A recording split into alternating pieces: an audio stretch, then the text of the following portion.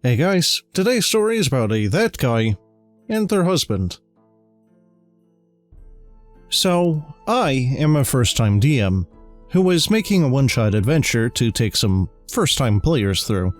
For anonymity, we'll be referring to these people as that guy, the husband of that guy, then the cleric and the sorcerer.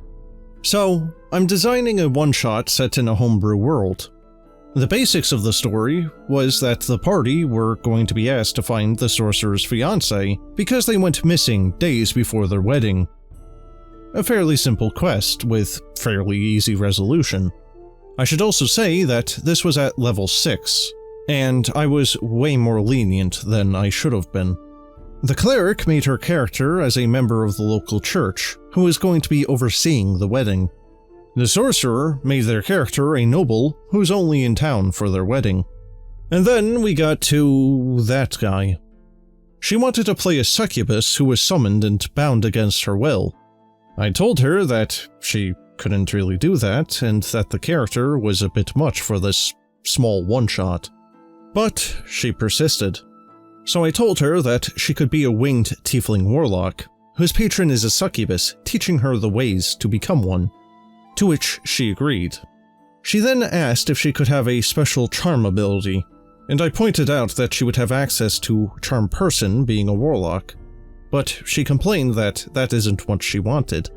So I let her take a homebrewed feat to cast an enhanced charm person spell once per long rest, and I also let the other players have similar homebrew, if they chose to, and she was satisfied with this. She then asked if she could have a hellhound pet, to which I told her she could have a familiar if she took Pact of the Chain, but a hellhound is a bit too powerful.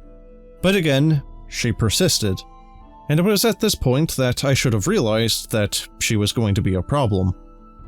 But if she dropped out, she would make her husband drop out too, or at least just making the game unbearable to play, neither of which were good options. So I said to her, if you invest 2 of your invocations to boost Pact of the Chain, I will let you have a nerfed hellhound, which again satisfied her. Then we got to her character's backstory. For this one-shot, the only thing that I really wanted for everyone's backstory was, what is your background? Why are you in this town? And why are you this class? Which every other character answered quite simply. But as I'm sure you've noticed a trend by now, that guy wanted to be special.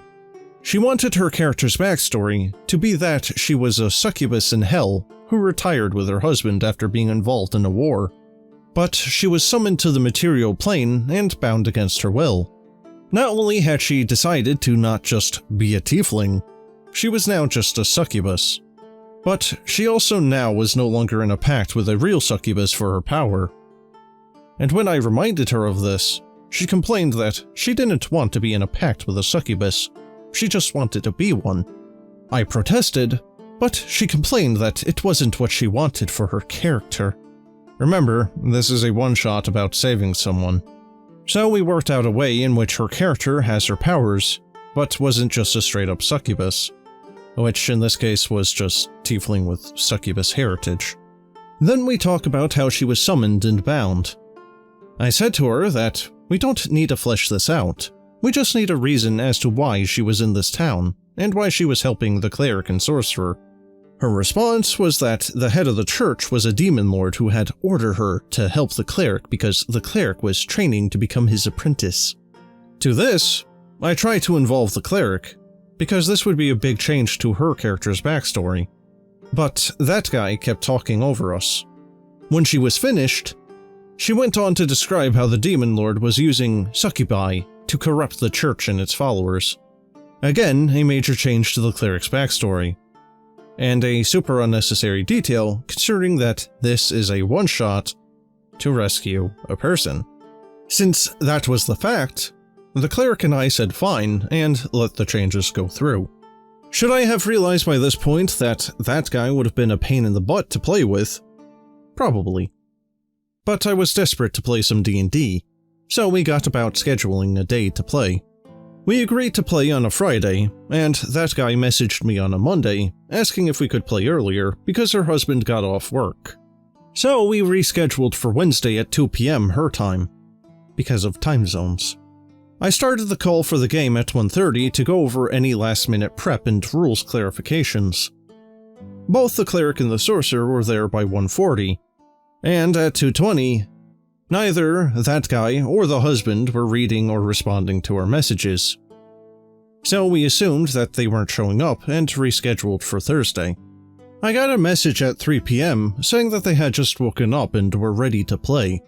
I told her that we rescheduled, and that guy then messaged me half an hour later, which at that point was 1.5 hours after we agreed to play, asking why.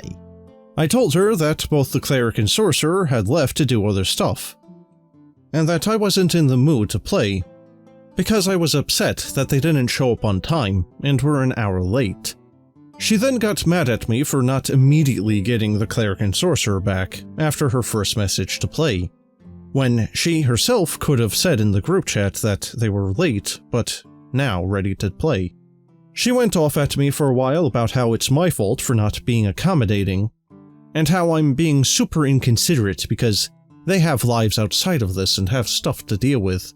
I tried to say that if they thought that they would have been late or unable to attend, they should have messaged me or the group earlier. But she complained, saying that she didn't know that they would be late, and that she had no sleep the day before. She also said that she didn't understand why I was upset with them for being late, and not letting anyone know that they would be beforehand, and they think that I'm being childish. She then got her husband to message me, or used her husband's account to, threatening to leave the game, and how if he left then she probably would leave with him. And he goes on the same rant about how it's my fault that I didn't try to get everyone else back to play, all because they were late, without a warning. I know that I was way too lenient with that guy to begin with, but her reaction to the rescheduling was way out of proportion. And to add to this, the group is on a permanent hiatus, because of reasons. I also later on learned that that guy went off on the sorcerer because he went to go sleep. So the sorcerer, cleric, and I are going to play behind that guy and husband's backs because none of us want to play D&D with them. Well guys, the only thing I can really think on this one is the OP gave them more than an inch. And with people like this, they want more than a mile. Don't give it to them. I would have dropped this person at more than 3 distinct points throughout the story, even if I was going to give them more than one chance. I can understand the notion that you just want to play D&D, but when you're having this person as a player, just if you can't find another player, you can make do with 2 people. As long as you have 2 people that want to play the game, you can always get more people in later, and this was only a one-shot anyway. You could have reduced the encounters or what have you down a little bit. I'm sure there's a way that they could have made it work with only 2 players, and still had fun. But, considering the end of their post there saying that they were going to be playing behind their back anyway, that very well might be what they're actually doing. I don't know. But, that's the end of this one, and, as always, have a good one.